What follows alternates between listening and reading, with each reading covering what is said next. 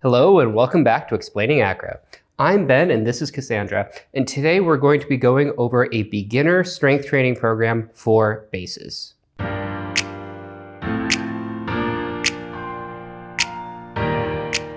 As we've said before on this channel, one of the best things that you can do in order to set yourself up for long-term success in acrobatics is to have a regular strength training practice. Now, this program is designed specifically for people who either haven't lifted weights before or maybe haven't done so for a while. If you are an intermediate or advanced lifter and you want to learn more about what you can be doing in the gym to support your acro practice, let us know in the comment section down below or reach out via Instagram or via info@explainingacro.com in order to work with me personally.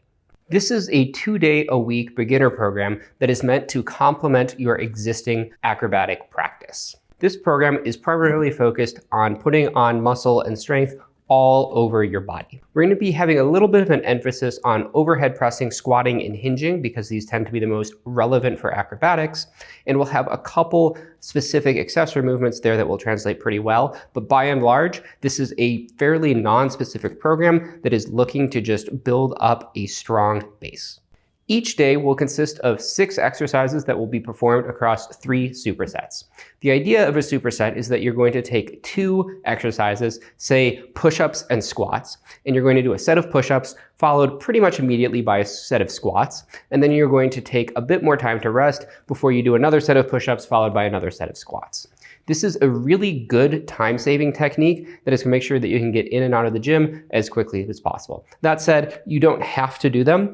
This is really just there as a time-saving technique. Now, the exact reps and sets and things like that will all be available on explainingacro.com. No email, no downloads required. The information will be there for you. The first exercise that we're going to be doing is the barbell push press. Now, this is probably the single most important exercise as a base in standing acrobatics. It teaches us how to push our flyer overhead and use our legs, and it's also teaching us how to receive the weight and absorb with our legs. So you're going to start by unracking the bar. From here, you're going to think about pushing your knees out while keeping your chest upright.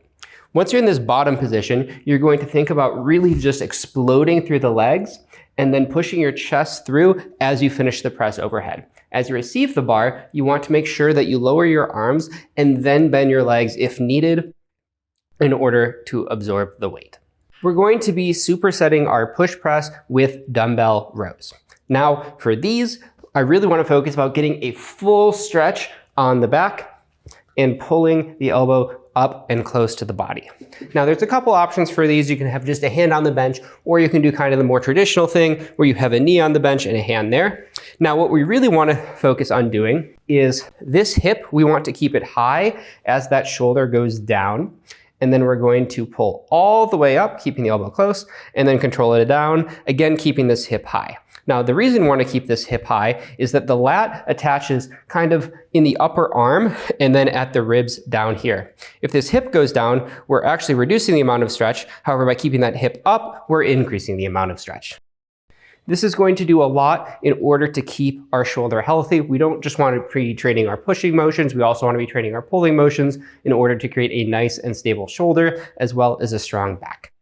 Our next exercise is going to be the high bar barbell back squat. This is kind of a meat and potatoes weightlifting movement that is going to build muscle basically everywhere in your body and really teach you how to brace and get strong. So to start, you're going to get underneath the bar. You want to have the bar pretty high up on your shoulders. From there, you're going to walk it out. Slightly lean forward, you're going to break first at the hips, and then you're going to squat down, trying to keep the torso relatively upright. Go as deep as you comfortably can and then stand back up. If you struggle getting deep on the squat, so ideally we have basically our hamstrings touching our calves.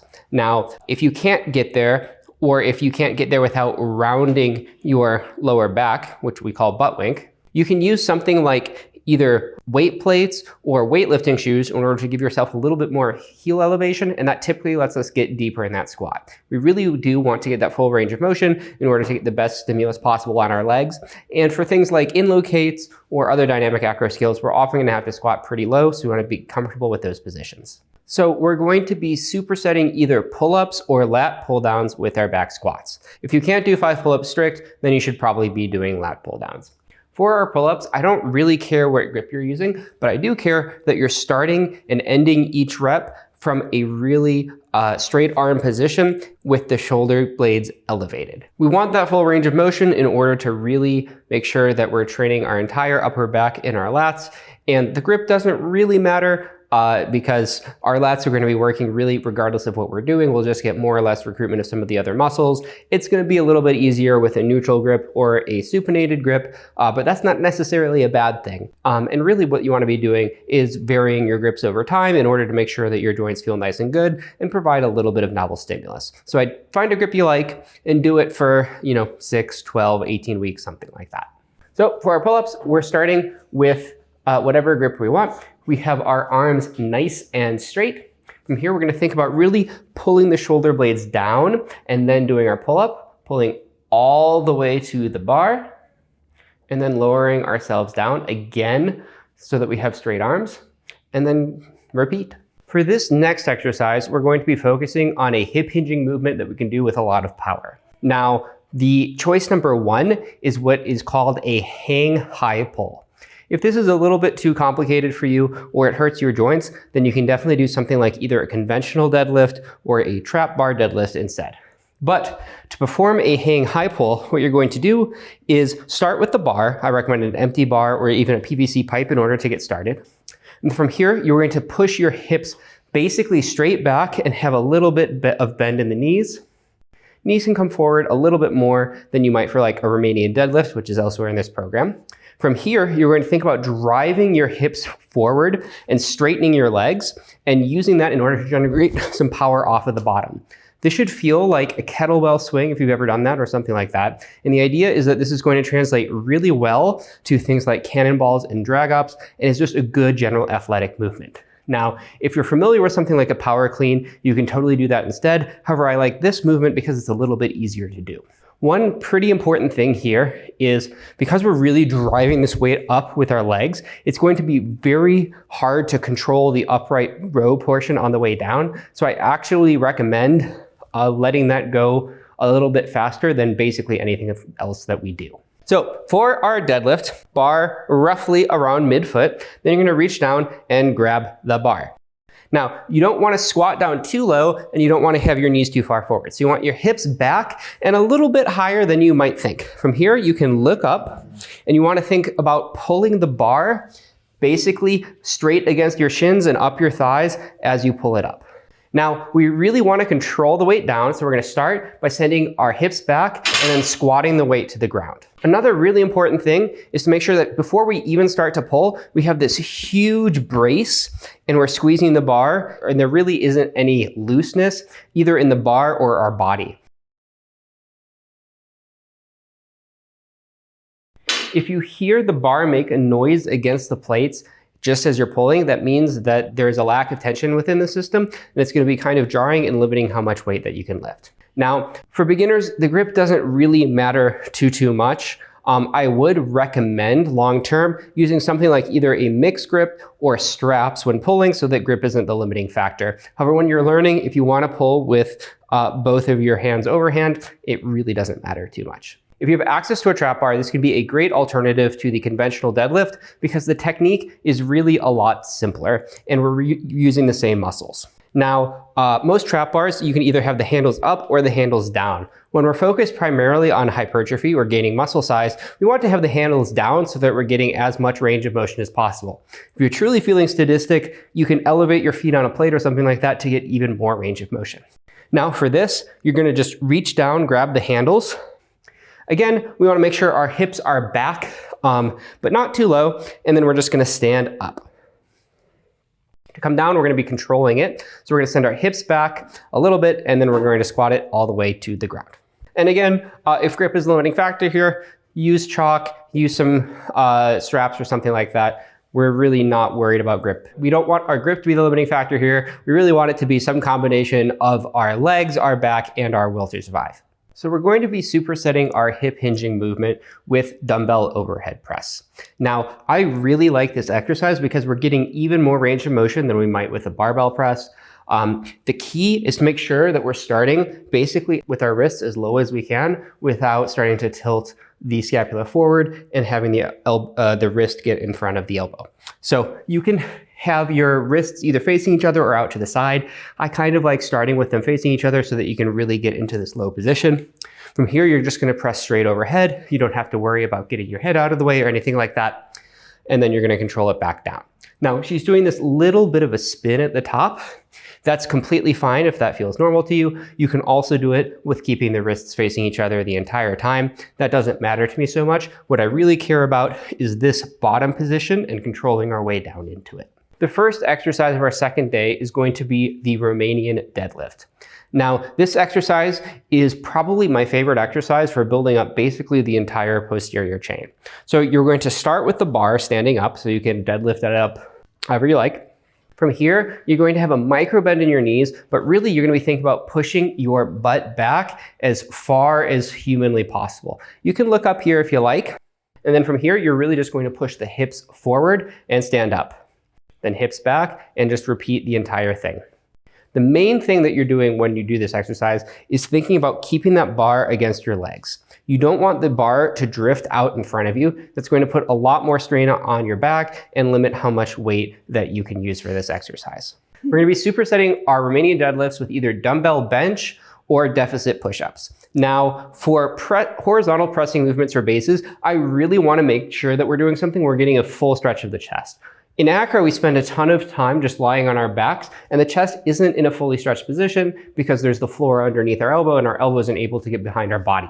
If we're using a barbell for the barbell bench, there's a good chance that our chest is going to be stopping us from going as deep as we can. So I like to use either the dumbbells or a deficit push-up in order to get that stretch. So she's going to choose her dumbbells and lie back.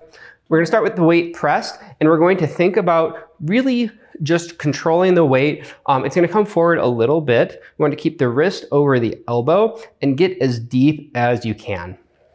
From here, we're going to press up, all while keeping our chest nice and proud. So big chest as we lower and big chest as we press up. We want to make sure that as we're pressing not directly over the shoulder, but a little bit in front. You can take a lighter weight, move it forward and back a little bit, but you're going to find that where the weight feels the most strong and balanced isn't going to be a perfect 90. It's actually going to be slightly in front, and that's just kind of how the anatomy of the chest and the shoulder works. Now, for deficit push-ups, what we want is to get our hands elevated so that we can get a full stretch in our chest. You can use something like yoga blocks or really like a dumbbell turned on its side, whatever feels stable for your situation. Now, these can be pretty hard even for bases, so we're going to be demoing them on the knees here. You can obviously do them on the feet like a normal push-up if you like. You're going to take a grip like this, and then you're going to lower down as far as you can and do a push-up. I often coach people to look up here because if you're looking down, you might stop yourself from going so deep because you don't want to hit your face on the ground, which is understandable, but we really want that stretch here. For our next exercise, we're going to be doing the front squat. Now, there are really a couple of different variations here. If you have access to something called a safety squat bar, you can use that here. If you want, you can do kind of a traditional weightlifting style squat where you have the elbows super high up, or you can do the bodybuilder style where you have the arms across.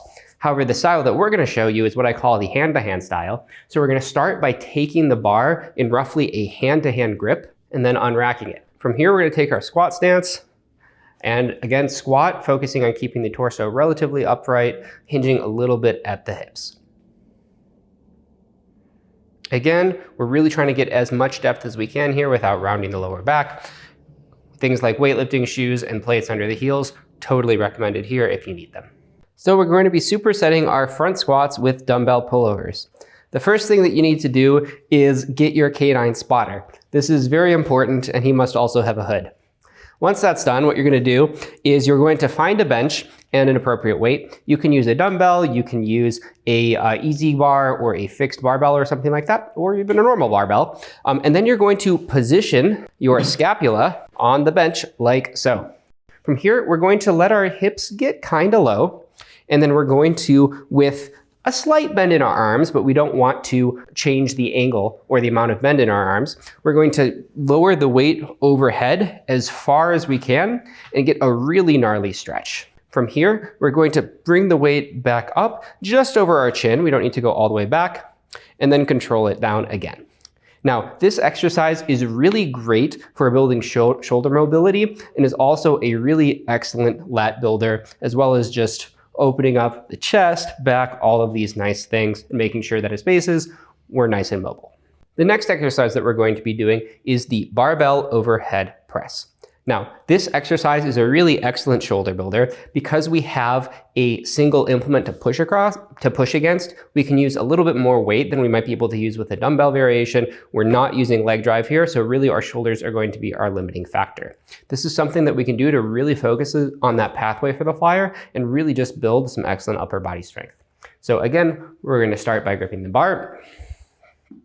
We want to start with our legs squeezed really, really tightly. We want to make sure that our elbows are nice and underneath our wrists. As we initiate this press, there's going to be a little bit of a lean backward while still squeezing our butt in order for the bar to clear our face.